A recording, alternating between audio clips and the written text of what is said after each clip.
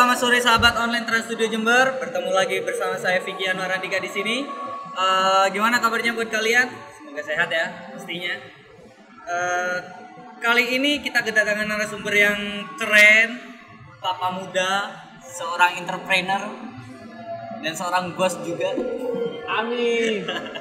Di sebelah kanan saya udah ada Yunanta sebagai Branch Manager Trans Studio Mini Jember. Ya. Dan Mas Fauji sebagai kepala Indonesian Times dari Jember ya, benar Mas? Oh ya. Gimana kabarnya Mas? Alhamdulillah baik, luar biasa. Oke, gitu ya jawabannya ya. Iya. Kalau dari teman-teman media pasti jawabannya tanya gimana kabarnya luar biasa. Iya. Kalau dari Mas Yunan sendiri? Alhamdulillah walaupun sedikit-sedikit mendung hujan, memang musimnya lagi hujan, ya kita tetaplah jaga protokol, sehat, alhamdulillah, sehat banget. Oke. Seperti biasa nih, kita bakalan kasih hadiah buat 7 orang dengan pertanyaan terbaik. Pertama ada voucher menginap di Hotel 88, ada voucher GoPay dan hadiah lainnya. Kalian cukup komen aja di live kita, nanti pengumuman hadiah bakalan kita DM langsung ya. Syaratnya tapi follow Instagramnya Trans Studio Mini Jember, Indonesian Times, sama Hotel 88. Hadiahnya banyak ya, bro? Lumayan Ya. Ini bagi-bagi dia apa podcast ya? Ini ya mungkin dua-duanya ya bro ya. Karena memang kita sekalian nih podcast, ada live Instagram, ada bagian juga. Seru-seru. Jadi harus kalian ikuti banget acara ini, bakalan keren dan luar biasa banyak hadiahnya. Iya. Temanya udah keren ya. Ini namanya apa nih bro? Kita kan lagi ngebahas ini nih. Apa dilemanya menjadi seorang entrepreneur atau karyawan? Okay. Menurut kalian gimana nih? Dari Mas Yunan dulu. Aduh, kalau ditanya sebenarnya mengenai entrepreneur dan karyawan ya. Sebenarnya gini, kalau ditanya pengen jadi apa, ya nggak sih? Kalau gue ditanya pengen jadi entrepreneur ataupun karyawan startup, pastilah semua orang kalau ditanya pengen jadi seorang pengusaha lah, entrepreneur ya, gitu. Karena ya siapa sih yang nggak pengen jadi pengusaha gitu. Tapi kan berjalannya waktu itu kan kadang-kadang kita kan masih butuh modal, ya nggak sih? Kita butuh ilmu. It mean kita bagi gue nggak ujuk-ujuk jadi pengusaha gitu kan.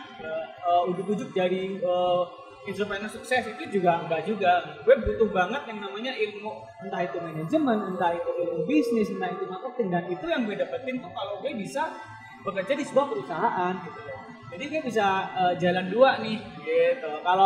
Kalau kita pure entrepreneurship itu kan agak mungkin kalau kita butuh ilmu, butuh strategi, kita kan harus ikut seminar yang mungkin ya kita ngeluarin duit lah ya, ikut seminar. Tapi kalau kita belajar di sebuah perusahaan kita dapat dua-duanya tuh, dapat ilmu, dapat duit lagi kan gaji kita bro. Nah itu dari pandangan gue sih, itu aja. Seperti ibaratnya menyelam sambil minum air ya gitu. Yoi. Asalkan nggak kelelap aja loh bro, kita nyelam minum air, kita nggak kelelap ya. Aduh, itu sih kalau menurut gue kayak gitu. Oke, menurut Mas Yunan gitu. Kalau menurut Mas Fauji gimana? Hampir sama klise jawaban saya sama dengan Mas Yunan ini ya, senior saya ini. Oh enggak juga, Oh juga ya? bro. Kelihatan tua senior gitu. Jadi kalau kita bicara data ini sebagai pebisnis di bidang media,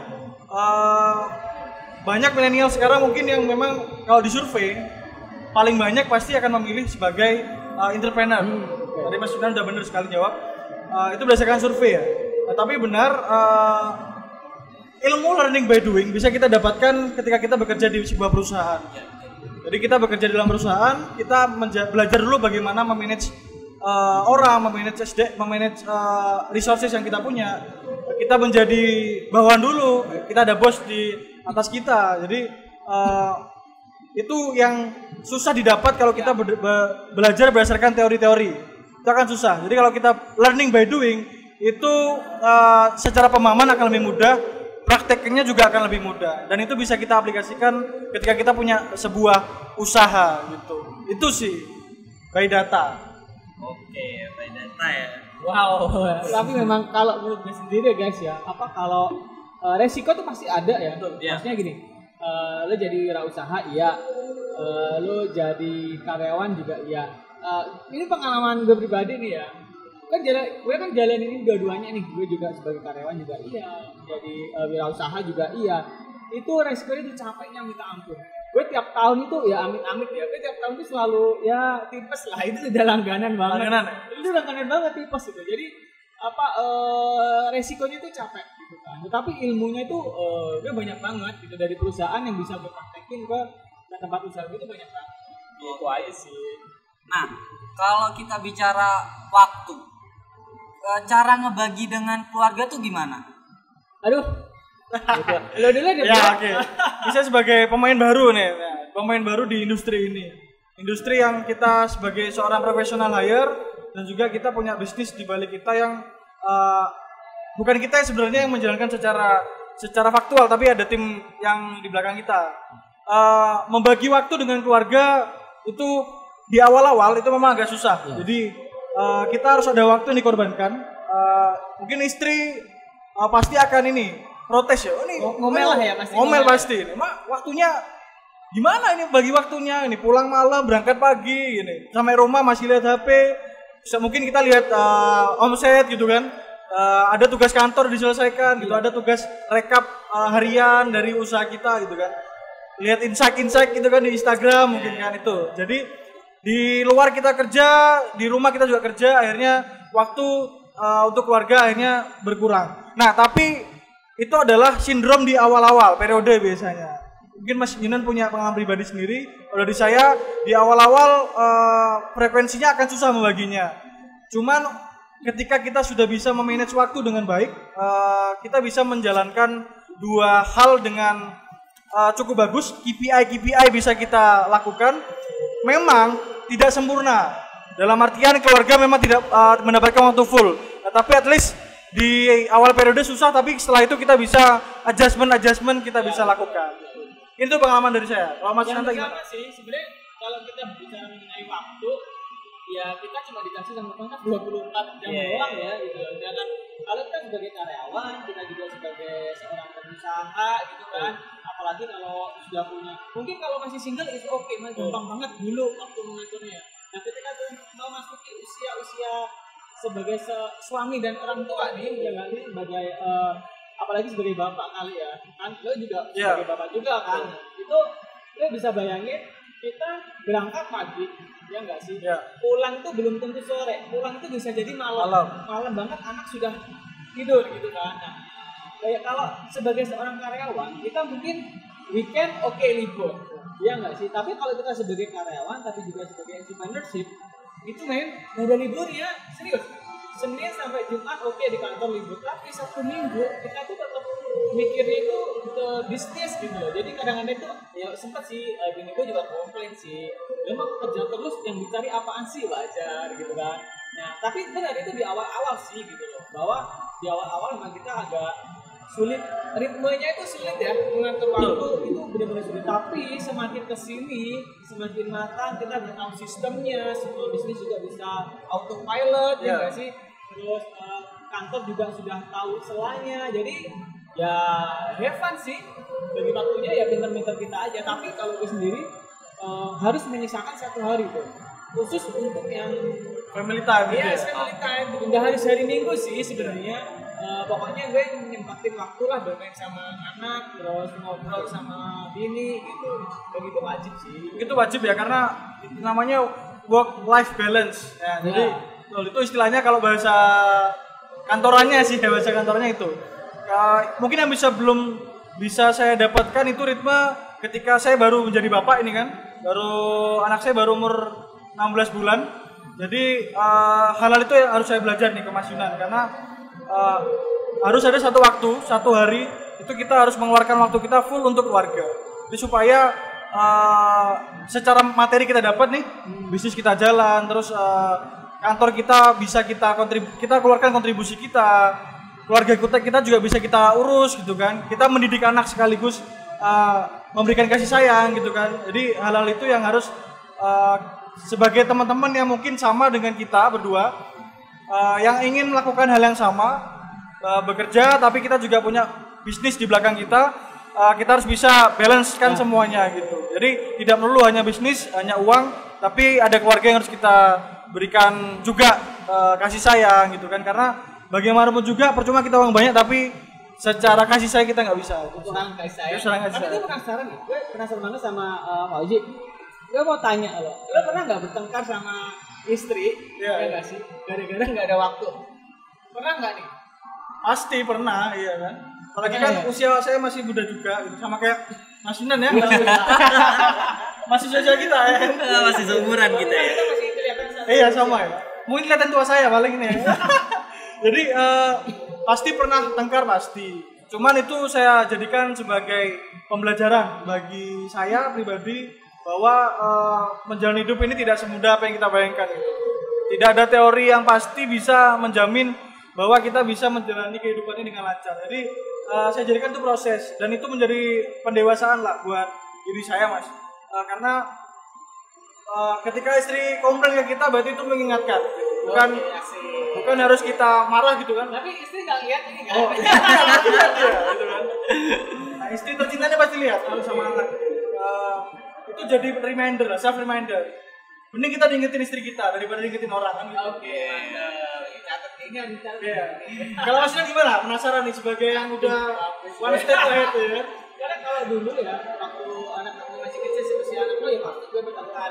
Maksudnya gini, istri gue kan juga kerja nih, ya sih.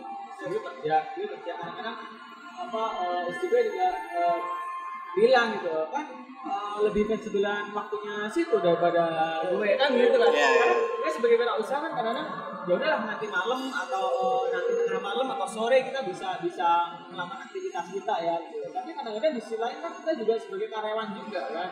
Jadi ya pastilah ada sedikit benturan lah. Friksi. Yes, tapi sampai saat ini ya alhamdulillah sih akhirnya juga dia udah memahami sih yang penting dia itu kayaknya di hidup itu kayak bodo amat ya gue. Tapi serah mau pulang apa enggak mah. Yang penting duitnya nyampe.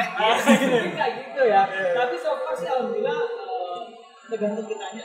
Mungkin kalau teman-teman yang masih single itu lebih sangat bisa out banget kalau bisnis dan juga jadi karyawan ya bro itu out banget. Itu bisa out banget. Karena waktunya lebih banyak ya. Ya betul. Yang mungkin pacaran kan bisa dibawa juga ke bisnis kan. Lebih fleksibel lah. Iya. Jadi buat teman-teman ya udahlah.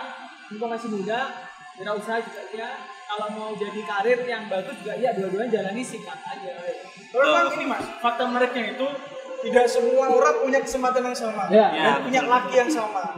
Jadi tidak ada yang salah milih mau jadi karyawan full time atau milih jadi entrepreneurship full time. Atau jalan di tengah dua-duanya. Ya. Semuanya punya resiko dan juga pertimbangan matang yang lain gitu. Karena memang balik ke lakinya kita kan kita mau bisnis full, mau kerja full atau bisa kita jalan dua-duanya. Nah, itu kan dari sudut pandang kita bagi waktu sama istri ya. Kita debat sama istri. Jangan bahas istri dong. Kalau Mas Fauji kan anaknya masih baru umur berapa? 16 bulan ya. 16 bulan kan. Nah, kalau Mas Yunan kan umurnya anaknya udah gede kan. Nah, pasti si anak nih pernah kan komen kayak komplain ke ayahnya. Papa kok jarang ada waktu. Kita ngasih pengertian ke anak tuh gimana? Pernah sih, itu benar-benar bukan mukul ya, maksudnya bikin gue kayak pasti ngena kan? Cari ngena banget gitu, mana nanti tanya, ya mungkin kayak lebih ayahnya mau kerja gitu dia nggak ngebolehin kayak nggak dolin gitu loh ya, mau ikut, mau ini, jadi ngasih pengertiannya juga agak susah sih, kan nggak mungkin bilang saya cari duit nih, gitu kan nggak mungkin juga gitu kan, ya pelan-pelan sih gitu, tapi gue tetap minta bantuan istri gue untuk jelasin, karena sometimes seorang anak itu lebih dekat sama ibunya daripada bokapnya ya, apalagi bokapnya keluar terus ya Pak. Jadi mungkin sama istri gue juga sedikit di-involve lah gitu bahwa ayahnya lagi kerja, lagi cari uang buat beli mainan dan sebagainya kayak gitu. Alhamdulillah sih ya so far ya nggak ada masalah sih. Bisa ngerti ya. Ini ya yang menarik. Berarti ini istri juga punya kontribusi untuk mendukung dua jalan yang dijalani. Iya. Jadi support system, terus bisa jadi teman kolaborasi, teman ngobrol beneran, sharing gitu kan masalah di kantor. Iya bener. Ini bahas family man nih.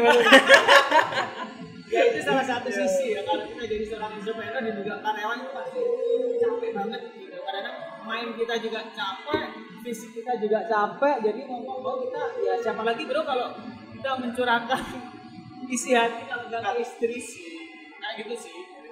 Oke, itu tips nih buat kalian yang mau berkeluarga, buat aku juga nih. Oh iya, mau berumah tangga. Masih rencana sih Pak. Masih rencana. Oke, pertanyaan kedua.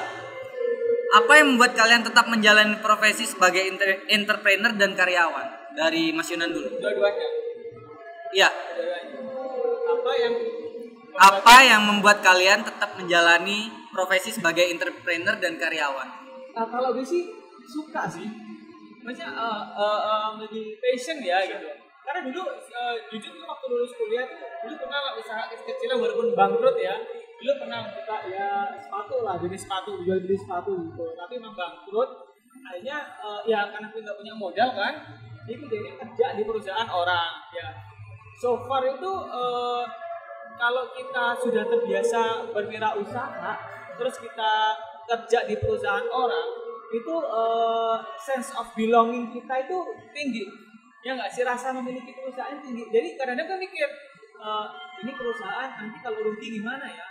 Biar nggak rugi bagaimana ya? Jadi ada perasaan kayak gitu. Sehingga kita kerja pun akhirnya out. Jadi itu ngikutin ke karir kita nggak sih? Gitu kan? Ya benar. Itu ngikut ke karir kita juga gitu loh. Akhirnya dari situ gue mulai ketagihan gitu loh. Oh ternyata kan kalau berkarir juga bisa ya. Nah, bisa dibayangin kan apa yang gue dapetin di perusahaan, gue praktekin di usaha bisnis gue. Sebaliknya ya? Iya, sebaliknya. Karena kalau kita kan di perusahaan yang mikir orang banyak nih, nggak cuma satu kan, ada beberapa divisi itu mikir. Mereka pasti mikirnya, oke, 5 tahun lagi bagaimana nih keadaan market dan sebagainya. Dari situ gue paham, oh 5 tahun lagi marketnya kayak gini. Gue balik ke bisnis gue nih, ya nggak sih? Oh bisnis gue gimana ya biar kedepannya oke. Kayaknya tadi sih 5 tahun lagi bakal ada kayak gini. Nah itu sih bagi gue passion kita untuk jadi entrepreneurship ataupun karyawan itu ya di situ banyak banget ilmunya. Tapi pernah gue ditanya ada lah pertanyaan yang nggak enak banget karena kan pasti ada dalamnya kan begini, mending jadi mending jadi raja ya kecil lah daripada ikut orang. Nah kayak gitu banyak banget yang di telinga gue gitu. Tapi prinsip sih sebenarnya. Iya sebenarnya ya is oke sih. Semua itu pilihan teman-teman, mau jadi entrepreneurship, mau jadi karyawan ataupun mau jadi dua-duanya is oke. Tapi kalau saran saya sih kalau emang mau jadi karyawan, jadilah karyawan yang sukses. Ya nggak sih? Jadilah punya karir ya. Iya benar. Jangan setengah-setengah. Tapi kalau ingin jadi wirausaha ya jadi wirausaha yang sukses. Nah kalau pengen dua-duanya ini ya udah sekalian karir oke, bisnis juga oke. Itu butuh curahan tenaga yang lebih banyak. Banget. Tapi seru kan? Seru. Itu sih dari. Kalau gimana? Kalau aku sih lebih ke ini, kenapa harus dua-duanya? Karena memang dari backgroundnya kan masing-masing orang berbeda-beda. Kalau dari saya sih, dari sudut pandang saya, selama kita bisa kontribusi baik untuk perusahaan, bisa profesional, target-target yang dibebankan ke kita bisa capai. Why not kita ada something di belakang kita punya bisnis yang tujuannya mulia kok. Kita mempekerjakan orang banyak, kita berbagi rezeki ke orang-orang banyak. Ini bukan fully kita secara monetize hanya ingin kaya sendiri gitu, bukan. Ada tujuan mulia. Jadi ketika kita punya tujuan mulia, kita punya tenaga yang kita keluarkan itu ada ini ya, ada nilainya, value-nya. Jadi saya lebih ke ketika saya jadi profesional yang karir di sebuah perusahaan dan di lain waktu saya menjadi seorang bos di usaha saya punya beban karena saya harus ada karyawan, harus ada tim yang saya gaji gitu kan. Nah, at least itu bisa menjadi pahala bagi saya karena saya punya materi yang bisa saya berikan ke orang lain.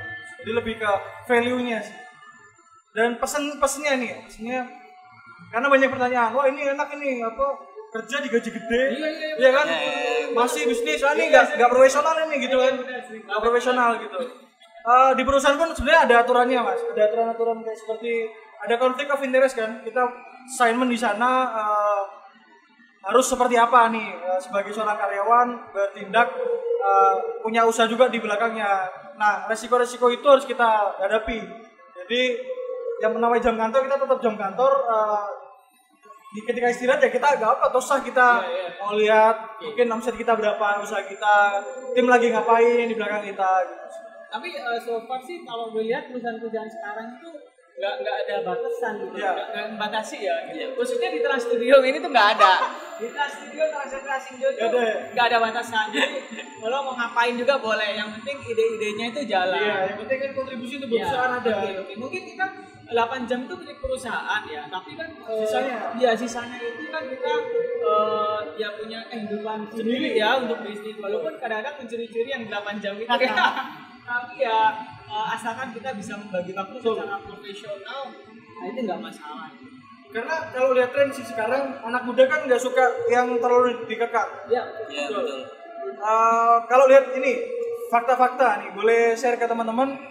Misalkan perusahaan itu paling banyak sekarang di millennials, umurnya 80% mungkin. Contoh mereka tidak mau pimpinan yang terlalu bosi, betul ya? Iya. Karena mereka pengen sharing itu mengalir. Generasi iya, generasi sekarang kan gitu. Jadi mungkin ini tips buat teman-teman yang punya perusahaan gitu kan, manage orang. Yang kedua, yang penting ada internet di kantornya yang kenceng. Iya. Nggak bisa lepas dari HP ya. Kalau mungkin mereka bisnis online shop gitu kan. Terus yang ketiga, mereka punya waktu yang fleksibel, intinya balance. Jadi ketika memang ada lemburan, ya komunikasinya harus clear gitu kan. Jadi tidak setiap hari harus lemburan dan lain sebagainya. Mungkin ada 3 variabel tadi sih kalau mau milenialsnya betah di kantornya. Lo pernah ini nggak pusing karena target perusahaan sama target bisnis? Pasti kan? Iya kan? Iya. Itu pusing banget pasti. Pasti tiap bulan. Ya, targetnya tuh ada 2 gitu ya. Target untuk bisnis kita. Tapi gedean target perusahaan. Iya benar. Jadi waktunya juga ke perusahaan lebih banyak ini kan. Tapi ilmunya juga banyak kan dari perusahaan. Banyak banget luar biasa perusahaan.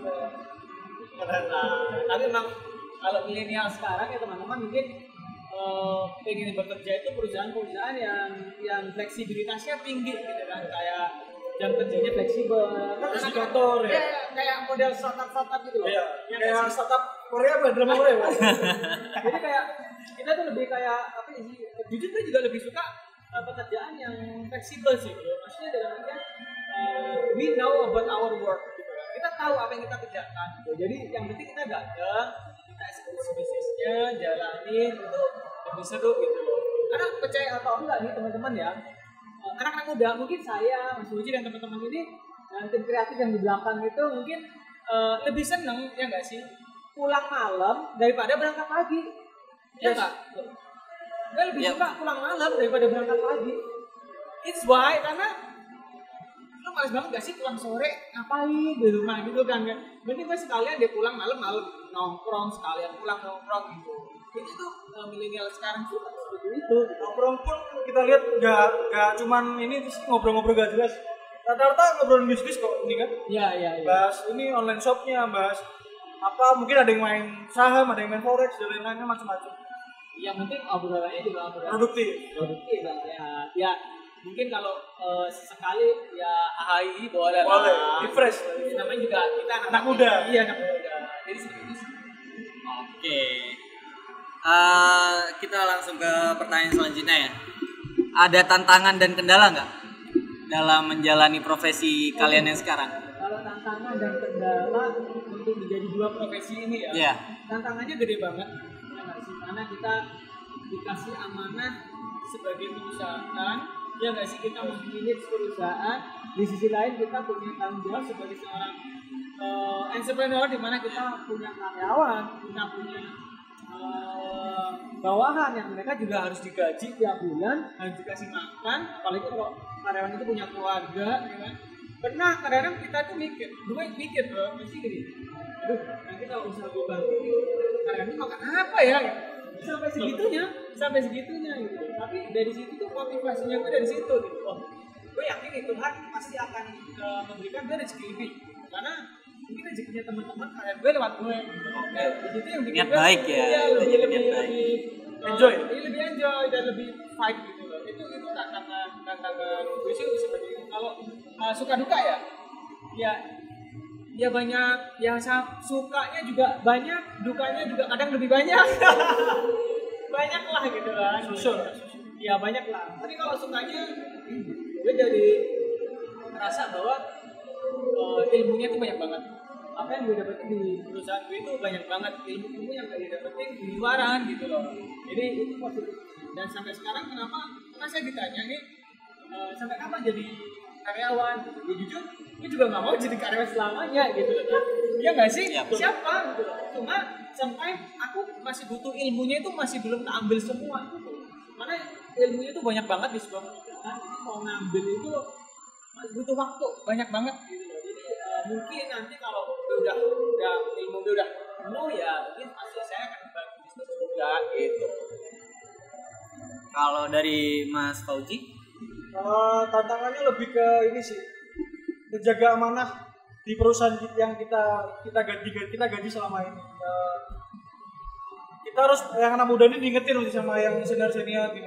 Mas, tolong amanah gitu dengan pekerjaannya. Ya saya rasa itu bener sih. Jadi kita tidak boleh keasikan nggak terlalu asik, bahasanya terlalu campur. Asik, kita menggarap bisnis kita meninggalkan amanah kita di perusahaan ini. Padahal kita ditunjuk di perusahaan ini dengan membawa tim juga di bawah kita, dengan mendevelop bisnis juga. Itu kalau kita berantakan, strategi yang kita gunakan salah, otomatis perusahaan itu pun akan mungkin bisa jatuh juga. Nah, maka dari itu mungkin tantangannya adalah sejauh mana kita bisa konsisten dengan amanah yang diberikan. Jadi effortnya itu harus terus stabil gitu, energinya harus stabil. Karena kadang terlalu full ke usaha atau terlalu full ke bekerja, akhirnya salah satunya menjadi terbengkalai. Memang itu susah, itu butuh waktu, butuh mental, butuh support juga dari orang-orang terdekat supaya kita bisa tetap menjaga ritme yang sudah kita atur gitu. Kalau sukanya ya secara income akhirnya kita punya dua iya, sumber ya. Income ya. Iya, dua sumber. Ya, terkadang dengan situasi pandemi sekarang kantor kita menyelamatkan ya, kita harus terima kasih banyak dengan perusahaan. Terima kasih Trans Studio. Tapi satu sisi yang lain, suka yang lain adalah ketika ada tantangan-tantangan yang menyerang usaha kita di masa pandemi, kita harus berpikir, nah ilmunya dari mana? Dari kantor kan ya. Iya. Kantor memberikan solusi gitu. Jadi itu sih dari suka dukanya buat teman-teman yang ingin menjalani dua bidang secara bersamaan. Tapi kalau misalnya ada pertanyaan nih gitu kan, kalau misalnya kita dua-duanya itu kan pasti kita nggak bisa fokus ya. Itu gimana kalau itu balik lagi ke laki sih menurut saya. Jadi ada yang orang fokus tapi ternyata nggak bisa mendapatkan hasil yang maksimal gitu. Ada orang yang setengah-setengah dapat, tapi bukan itu poinnya. Bagi saya adalah itu semua pilihan tinggal bagaimana kita. Misalkan ini kurang, berarti effort kita kurang gitu loh. Itu sih Mas. Kalau dari Mas Yudan gimana? Karena itu teori yang semua orang merasakan bilang. Iya. Tapi emang itu jadi nggak fokus ya. Awal-awal iya. Tapi semakin kesini itu jadi bisa mengatur strategi sendiri. Karena kan bisnis itu udah auto pilot ya, mesti bisa kontrol lah gitu kan, dari digitalize gitu. Coba masalah jadi nggak fokus ya. Dulu sih iya gitu kan, tapi sekarang itu udah gak masalah gitu. Paling nggak sebenarnya kalau dua-duanya jalan, kita tuh kalau misalnya bisnis kita lagi drop, kita masih ada pegangan nih gitu lah untuk menurunkan. Ini kita curhat sebenarnya. ada penghasilan lebih yang bisa kita nutupin kekurangan. Mungkin bisnis kita lagi drop, mungkin bisnis teman-teman juga pandemi ini luar biasa untuk teman-teman UMKM khususnya di Jember. Ya harus benar-benar extra miles, otaknya juga semakin kenceng gitu. Tapi ya kita harus benar-benar fokus sih gitu. Itu bagi fokus di kantor, fokus di usaha, fokus ya. Mungkin yang lebih berat buat teman-teman yang baru lulus kuliah itu pasti dilema juga gitu loh. Misalnya ini gue mau jadi entrepreneurship atau mau jadi usaha ya. Entrepreneur kondisi ekonomi lagi gini gitu. Iya. Nah mau kerja juga kantor-kantor mengurangi malahan ya. Ini dilema banget gitu loh. Tapi Smart Rizky percaya teman-teman bahwa banyak sekali alternatif untuk berbisnis, ya Kak. Mulai online juga bisa, mungkin dengan gadget doang juga bisa. Kalau bekerja ya mungkin coba mencari pekerjaan yang mungkin sesuai dengan passionnya. Kalau sosial kita ini zaman sekarang, aduh, nggak tahu udah uang kita udah berapa sekarang ya. Iya, masa digital gini kan. Jadi emang agak sedikit challenging tahun ini tuh, teman-teman tuh tantangan banget. Tapi di era pandemi kayak gini nih ada profesi baru yang menjanjikan. Apaan tuh? Itu jadi selebgram TikTok. Oh iya benar. Jadi selebgram Instagram. Oh iya. Itu sangat menjanjikan. Tapi kan itu followersnya juga harus banyak. Ya. Itu effort juga. Itu effort juga bener. Karena bikin konten itu nggak mudah. Susah. Iya nggak? Nah ini kayak kita harus ngobrol lagi dengan selebgram nih nantinya. Iya nanti kalau udah biar pengen tahu sebenarnya berapa sih penghasilan dari selebgram itu berapa. Apa masa pandemi juga berpengaruh gitu? Iya benar, atau makin pandemi makin kenceng nih. Iya. Gitu. Oke. Ada nggak advice buat teman-teman yang masih bingung menjadi entrepreneur atau karyawan? Udah maju dulu deh. Advice buat teman-teman yang masih bingung dilema mau jadi entrepreneur atau menjadi seorang employee. Seharusnya tadi balik ke awal. Jadi hidup itu kan pilihan. Kalian enjoy jadi karyawan, jadilah karyawan yang punya karir, punya goals. Jangan jadi followers. Teman pindah juga. Teman mau jadi di posisi yang stuck sama, still di satu posisi teman-teman sama. Jadi teman-teman harus punya pendidikan, harus punya goals yang berbeda dengan teman-teman yang lain. Karena kalau kita nggak divergence, kita hanya jadi followers, maka karir kita pun akan sama gitu. Jadi kita harus meningkatkan skill kita terus aja. Namun teman-teman yang milih jadi seorang entrepreneur, teman-teman harus jadi pengusaha yang punya konsep yang jelas, punya kalkulasi yang matang, dan juga punya segmentasi market yang jelas. Jadi tidak boleh asal buka online shop semua.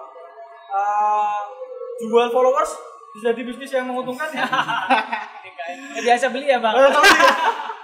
Dan kembali lagi seperti yang Mas Fauji bilang tadi, kita tuh nggak bisa jadi followers karena laki setiap orang tuh beda-beda, bener kan Mas ya? Jadi menurut Pak Yunan sendiri gimana? Kalau advice gue sih kalau teman-teman sebagai seorang karyawan dulu ya, sebenarnya pasti gini. Kalau kita menjadi karyawan itu jangan setengah-setengah, jangan jadi yang karirnya biasa-biasa aja. Jadi kejar terus karirnya gimana caranya. Tapi sebelum bekerja itu pastikan dulu, sebelum masuk perusahaan kali ya, pastikan dulu karirnya bagaimana di perusahaan itu. Jangan sampai kita wasting time juga di perusahaan itu. Betul, wasting time juga di situ, tapi nggak ada perkembangan di karir kita gitu loh. Nah itu teman-teman juga mungkin harus browsing ya, perusahaan yang mau duduk itu apa. Sudah di mindset nih di kepala bahwa bentar mau kerja di BUMN misalnya, di bagian perbankan, gue maksudnya lewat apa nih? Lewat MDP misalnya gitu, atau manajemen trainee ya. Hal itu tuh penting gitu supaya kita nggak stuck. Tapi kalau teman-teman sudah bekerja nih, do more than your friend. Artinya ya lakukan lebih daripada teman-teman kantor di sekitar kalian gitu. Karena supaya kita juga bisa dilihat oleh perusahaan gitu kan. Tapi bukan berarti ini ya menghabiskan waktu gak jelas. Gitu. Oh iya, jadi paling nggak kita effort lebih lah, extra miles gitu loh untuk bekerja misalnya gini. Oke, target kita misalnya let's say 50 juta. Gimana caranya kita bisa dapetin 100 juta misalnya gitu. Itu kan memaksa kita untuk berpikir kan. Gimana caranya. Akhirnya juga pimpinan atau big boss pun juga pasti tahu. Karirnya juga pasti akan nanjak gitu. Kalau untuk sebagai seorang entrepreneurship yang pasti benar kata Mas Fauzi sih harus konsisten ya. Konsisten. Dari bisnis itu biasanya bisnis yang benar-benar memudahkan kehidupan masyarakat gitu kan. Bisnis yang paling oke itu adalah bisnis yang memudahkan kehidupan orang gitu loh. Jasa gitu ya. Iya betul. Maksudnya itu pasti akan terus ada gitu loh. Jadi nggak musiman gitu loh. Jadi kita masukkan dulu konsep bisnisnya ya. Konsepnya bisnisnya bagaimana, di jalannya bagaimana gitu. Harus fokus juga. Terus jangan lupa terus belajar. Banyak kok buku-buku atau mungkin dari para senior yang sudah menjalankan bisnisnya itu bisa kita kulik-kulik strategi inovasinya, terus pengembangan produknya dan strategi pemasarannya itu juga suatu hal yang cukup penting gitu. Intinya jadi seorang karyawan ataupun jadi seorang entrepreneur itu bagiku sama saja sih, profesi yang kuliah sih, ya nggak sih? Profesi yang bagus banget, tergantung kitanya mau di posisi mana gitu loh. Karena ilmunya banyak, sampai tua pun mungkin kita masih butuh ilmu-ilmu yang kita dapat dari sisi entrepreneurship dan juga sebagai dari sisi seorang karyawan sih gitu. Karena pengalaman jadi entrepreneurship saya pernah gagal juga sih. Jadi pernah berada di puncak dulu, mungkin kayaknya gue tahu sih. Iya tahu ya. Tahu sih. Omset satu harinya 5 juta. Iya, 5 juta tahu banget. konstan selama 1 bulan. Bisa disebutin nggak bro? Oh, iya. Akhirnya itu sempat bikin saya sedikit ini berubah pikiran, ini kayaknya bisnis saya enak ini. Nah, tapi berjalan waktu akhirnya ternyata kita tidak boleh gegabah. Kita harus punya analisa yang kuat dan juga perhitungan yang matang. Tiba-tiba jatuh di bulan kedua, jatuh banget. Akhirnya itu memberikan saya pelajaran bahwa bisnis itu memang tidak perlu kita pertama kali bisnis langsung berhasil. Pertama kali bekerja kita karirnya langsung melesat, enggak. Jadi yang mungkin merasa dirinya sekarang orang tidak paling beruntung di dunia, bekerja dengan gaji pas-pasan, usaha tapi dengan omset pas-pasan. Mungkin kita harus bisa merefleksikan bahwa banyak orang di luar sana yang tidak bekerja dan tidak punya usaha juga. Oke. Tapi aku penasaran guys, serius. Ini saya pengen mengulik-ngulik. Jadi pengalaman pribadinya Bro Fauzi ya tentang ini, tentang bisnis lo yang tadi di sempat viral. Iya. Serius bisnisnya Mas Fauzi ini pernah viral ya. Viral di Jember nih. Boleh disebutin nggak ini? Boleh. Jadi terus teman-teman kalau tahu es kepal Milo di Jember. Oh, lagi booming-boomingnya es kepal tuh ya. Es kepal Milo terkenal banget di Jalan Nias. Nah, ini Mas Fauzi yang punya nih. Ya nggak sih? Ini ceritain dulu pengalaman lu bro, maksudnya gini. Ketika bisnis lu lagi di puncak tiba-tiba drop, lu harus tutup itu gimana? Ya, itu awal mula saya berbisnis kuliner sebenarnya. Bisnis kuliner yang modal hanya 1,5 juta, rombong itu tiba-tiba jadi uang 5 juta satu hari kan. Kaget kan. Nah, itu ternyata kita harus punya mental sih. Harus bisa nabung gitu kan, karena kita kan nggak akan pernah tahu kapan bisnis kita akan jatuh gitu. Tiba-tiba diberi omset yang luar biasa tiba-tiba dicabut gitu kan. Nah, jadi pelajaran buat teman-teman juga bahwa ketika kita berada di puncak kita harus pintar nabung, kita harus pintar saving, karena mungkin nanti ke depan ketika bisnis kita jatuh kita sudah punya uang lebih yang bisa kita pegang untuk kebutuhan kita sehari-hari. Makanya saya sekarang bisnis media bos. Oke. Lebih sustainable lah. Oke gitu ya. Kamu siapa ini? Pemilik media nih, pemilik media. Karena bisnis media yang menurut saya mungkin yang bisnisnya jatuh mungkin saya bisa bangkitkan lagi dengan publikasi-publikasi. Dia punya bisnis baru kayaknya nih. Yang masih mencoba kuliah gitu. Tapi saya juga penasaran bisnis media. Maksudnya bisa nggak sih anak-anak juga teman-teman yang mungkin baru lulus ya nggak sih? Yeah. Baru lulus wisuda bikin bisnis di bidang media itu gimana caranya? Caranya bisa nggak sih? Bisnis media, oke, bisnis media itu ini mas hampir sama dengan bisnis entertainment seperti ini ya, dengan sistem bisnis yang kita butuh konsistensi dalam membuat konten. Jadi entah itu berita, entah itu bikin video, entah itu bikin challenge lah untuk menambah traffic kita untuk engagement kita lebih bagus.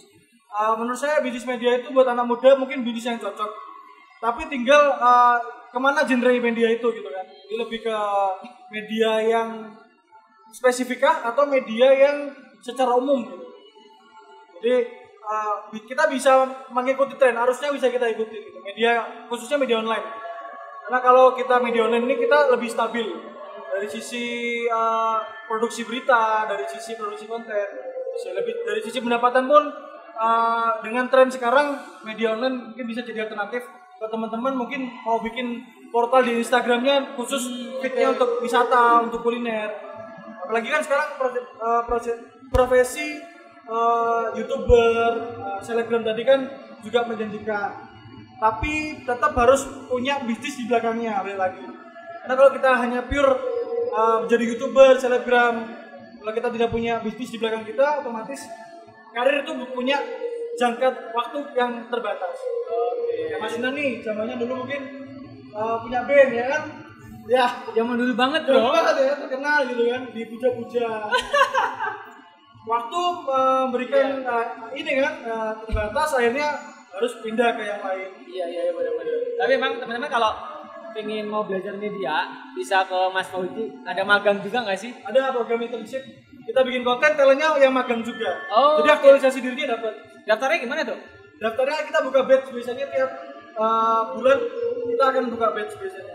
Oke, mungkin bisa dikepoin di Instagramnya atau di websitenya ya, di Times Jember. Penasaran nih, gimana bos bisnis ini? Jangan tanya gue dong. Tanya gue. Apa nih? Ya ini Trans Studio Mini. Oke, Tempat Indoor. Kali kita berbicara mengenai kondisi pandemi itu yang paling terdampak itu sebenarnya tetap adalah bisnis pariwisata. Di mana bisnis kita Trans Studio itu salah satu bisnis yang pariwisata banget gitu kan. Khususnya di Jember nih.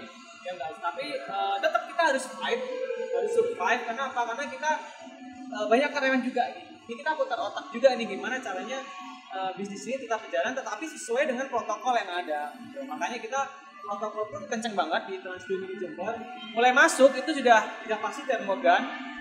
Kita cek semuanya mulai suhu dan juga masker dan hand sanitizer pun tersedia di semua tempat di tempat kita. Di setiap titik ada hand sanitizer dan juga setiap permainan kita bisa dilihat itu ada social distancingnya lah. Jadi ada social distancing ya, mesin bukan social distancing ya.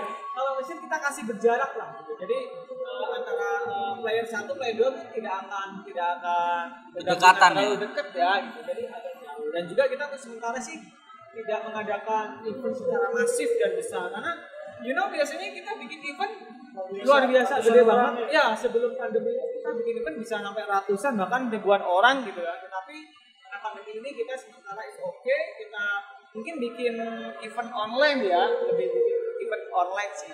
Tapi yang pasti apapun kondisinya, mau pandemi atau apapun ya tergantung kitanya.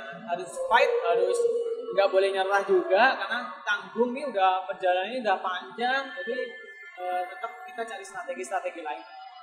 Racing 2021 ini ya, memang tadi bisnis pariwisata adalah yang pertama kali terdampak dan paling terakhir recovery ya. Iya betul.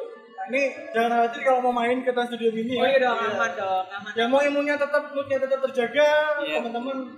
Ya. Ini kunjungi terus. Banyak promo-promo juga kok, jangan khawatir. Ini nanti sambil nebeng promosi. Ada promo juga, jadi stay safe juga, karyawan juga semuanya bermasker, kita pun pakai social distancing juga, jadi ya insya Allah aman. Ini bakalan berbicara, kita tembak briefing langsung connect ya. Oke, sebelum menutup live IG kita, Trans Studio Jember selalu ada fair question nih. Jawab dan kasih alasan. Tapi yang cepet ya. Harus cepet ya? Oke. Kita mulai dari Mas Yunan dulu nih. Mana nih? Pilih gaji tinggi atau omset usaha tinggi? Pilih gaji tinggi atau omset usaha tinggi? Omset usaha tinggi. Alasannya? Ya karena kalau omset gue tinggi kan bisa nutupin gaji gue juga ya nggak sih? Gaji mungkin nggak seberapa lah ya, tapi bersyukur alhamdulillah. Tapi kalau omset tinggi kan kita bisa lebih buka usaha bisnisnya lebih banyak, terus bisa mengcover juga gaji-gaji kita, anggap aja gaji buat keluarga lah ya gitu kan. Tapi bagi pengembangan usaha kita juga pakai omset, itu aja sih. Lo tanya dulu juga, lo gimana kan? Ya omset yang tinggi lah. Kayak gitu omset tinggi ya. Omset tinggi ya. Tapi rata-rata kalau seseorang yang sebagai entrepreneurship juga, sebagai karyawan juga pasti rata-rata juga pilih omsetnya Omset tinggi gitu. Gak jauh-jauh dari situ. gaji pun bersyukur lah, dapat berapa bersyukur. Tapi ilmunya yang paling Karena yang paling ilmunya. paling hebat. Oke, buat Mas Fauzi nih, membuat happy karyawan atau membuat happy bos? Membuat happy bos. Alasannya? Asal bapak senang. Tapi karyawan gimana dong? Karyawan kan sih gak milih karyawan harus susah kan, gak ada pilihannya. Jadi ketika bos senang, kita bisa treatment emosinya, kita bisa treatment bos kita, otomatis apa yang kita inovasi yang kita berikan akan di-approve oleh bos kita. Oke. Aku juga sih kayaknya lebih milih ini deh. Bos ya? Bos senang aja deh. Karena kalau enggak ini dilihat sama bos gue udah habis tuh. Oke, buat Mas Yunan dan Mas Fauzi nih, menjadi karyawan selamanya atau menjadi wirausaha tapi hanya beberapa tahun? Nah, jadi wirausaha meskipun hanya beberapa tahun. Kenapa emang? Beberapa tahun kan ada jangka waktunya nih. Oh iya oke. Karena kan bisnis itu kan diteruskan ke anak-anak kita gitu kan. Anggap kita udah ngeruk yang banyak, terus kita bisa istirahat menikmati hidup, beribadah. Romantis banget. Boleh nggak sih pilih dua-duanya? Nggak bisa, harus Harus satu. satu. Menjadi karyawan selamanya, aduh susah banget jadi karyawan selamanya, atau menjadi pensiun. Iya makanya, atau menjadi Wirausaha beberapa tapi tahun. bisnisnya berjalan beberapa tahun. Wirausaha tapi bisnisnya berjalan beberapa tahun. Kalau omsetnya tinggi. Kalau omsetnya tinggi, Mengcover 7 turunan. iya. Tapi mau nggak mau ya harus omsetnya tinggi. Iya. Karena juga ya siapa sih yang mau jadi karyawan selamanya? I think sebenarnya juga nggak ada yang mau jadi karyawan selamanya. Gitu. Berarti sebelum omsetnya tinggi tetap jadi karyawan ya? Ya dong. Ya nggak sih? Ada dua pendapatan soalnya. Sebenarnya dua nih, dari perusahaan kita, dari bisnis kita. Jadi lebih mantep kalau mau bikin usaha baru lagi. Berarti kapan? Iya. Oke, thank you buat semuanya. Kita akhiri live kita hari ini. Sampai jumpa di live kita yang selanjutnya. Thank you. Bye. Thank you guys.